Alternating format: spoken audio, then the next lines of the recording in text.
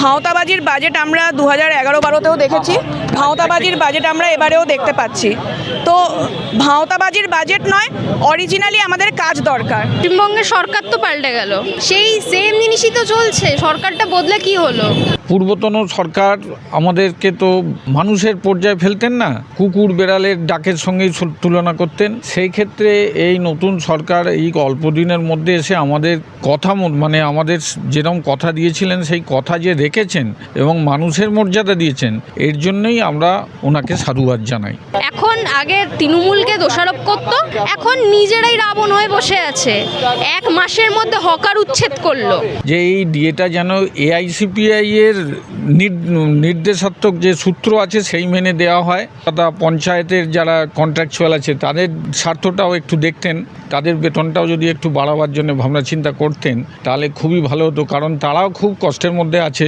Budget পেশ করা হয়েছে এবং সেই বাজেটে আপনাদের যারা সরকারি কর্মচারী রয়েছেন তাদেরকে 20% দিয়ে দেওয়ার কথা বলা হয়েছে।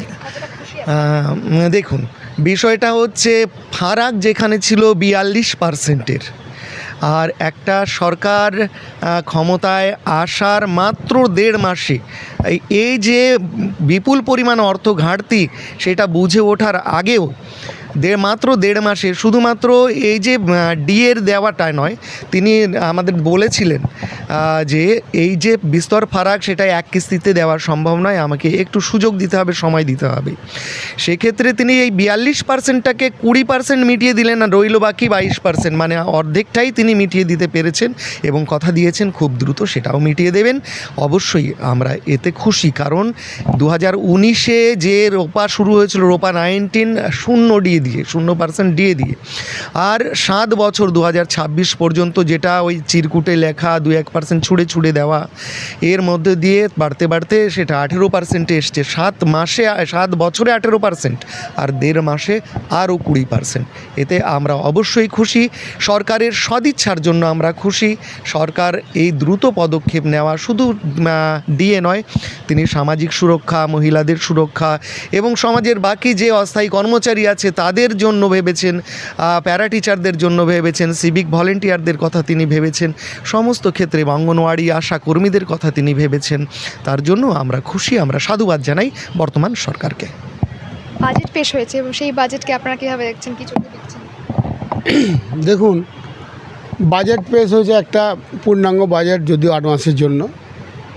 তো আমরা আংশিক খুশি তো অবশ্যই হয়েছি, কিন্তু খুশি আরও হতাম যদি এআইসিপিআই অনুযায়ী ডিএটা তিনি প্রদান করতে পারতেন, এবং যদি এই মাস থেকে লাগু হতো তাহলে আমরা আরও খুশি হতাম।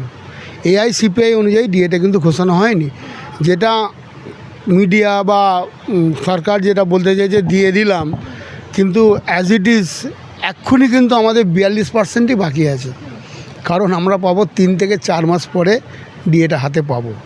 সুতরাং তার মধ্যে সেপ্টেম্বর মাসে আবার একটা সেন্ট্রাল বাজেট হওয়ার সম্ভাবনা থাকে, জানি না কত % দেবে, দিলে কিন্তু আমাদের পার্সেন্টেজটা আরও বেড়ে যাবে। সুতরাং 20% দিয়ে দিলাম, এইটা কিন্তু খুব কঠিন ব্যাপার যতক্ষণ হাতে পাওয়া যাচ্ছে।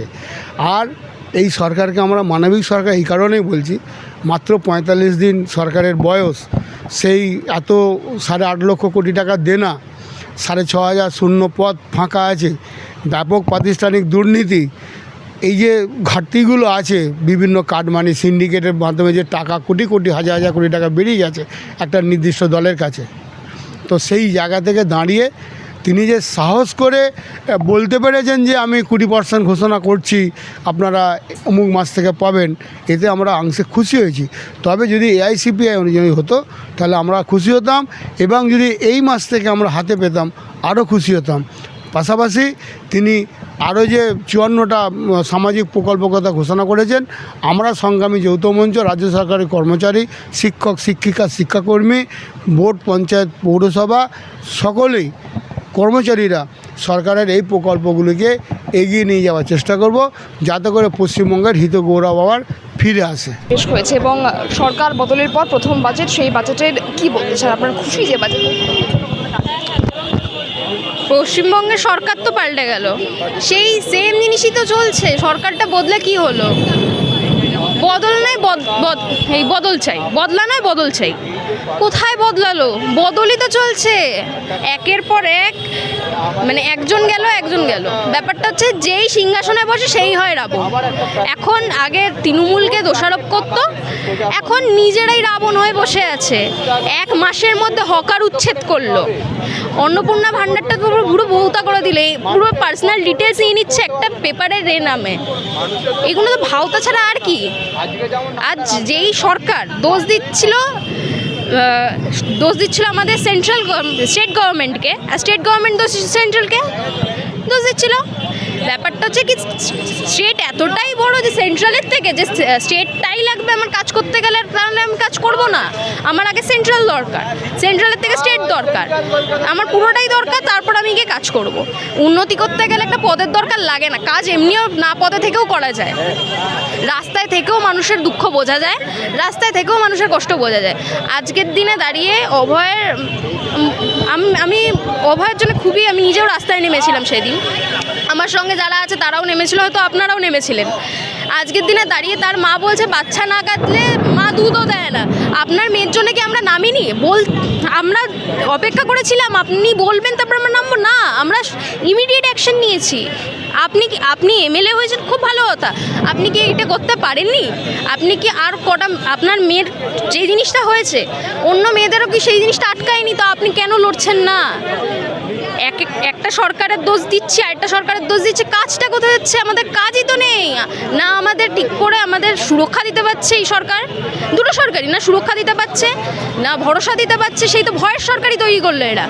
পালাবদলের সরকার এসছে, বিজেপি সরকার ক্ষমতায় এসছে এবং ক্ষমতায় আসার পর তাদের যে বাজেট পেশ করেছে, সেই বাজেটে সরকারি কর্মচারীদের ডিএর কথা তারা বলেছেন 20% দেবে। এই বিষয় নিয়ে আপনার সরকারি কর্মচারীদের সঙ্গে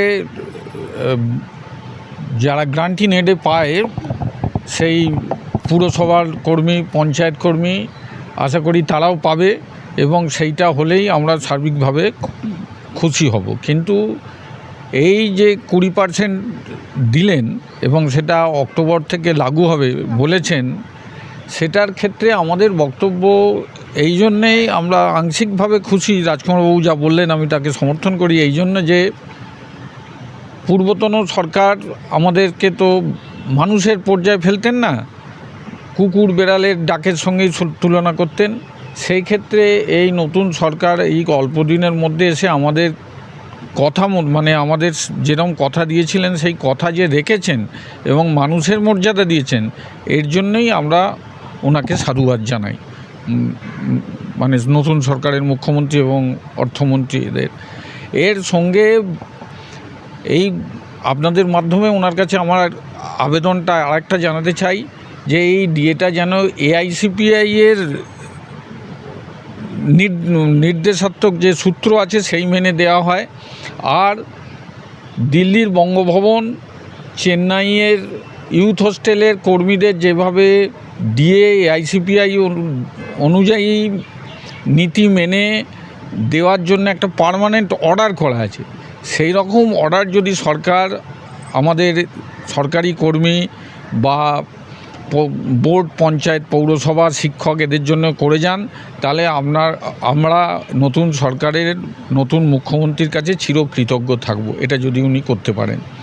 তার সাথে আর একটা বলা, উনি কন্ট্রাকচুয়াল এমপ্লয়ি, আশাকর্মী, এনভিএফ কর্মচারীদের বেশ কিছু সুরাহা করে দিয়েছেন। তার সঙ্গে যদি পুরসভার কর্মী, বিভিন্ন পুরসভা, কলকাতা পঞ্চায়েতের যারা কন্ট্রাকচুয়াল আছে তাদের স্বার্থটাও একটু দেখতেন, তাদের বেতনটাও যদি একটু বাড়াবার জন্য ভাবনা চিন্তা করতেন, তাহলে খুবই ভালো হতো। কারণ তারাও খুব কষ্টের মধ্যে আছে এবং তাদের বেতনও খুব কম।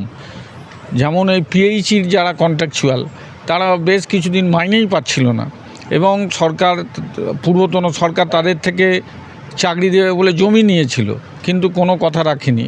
তাদের দিকটাও নতুন সরকার যদি ভাবেন, আমরা আরও উল্লসিত হব এবং তাকে জনগণ যেভাবে প্রচুর পরিমাণে আশীর্বাদ দিয়ে তাদেরকে ক্ষমতায় এনেছেন এবং পরেও তাকে সেই আশীর্বাদই ভরিয়ে তুলবেন, এই আশা আমরা করি।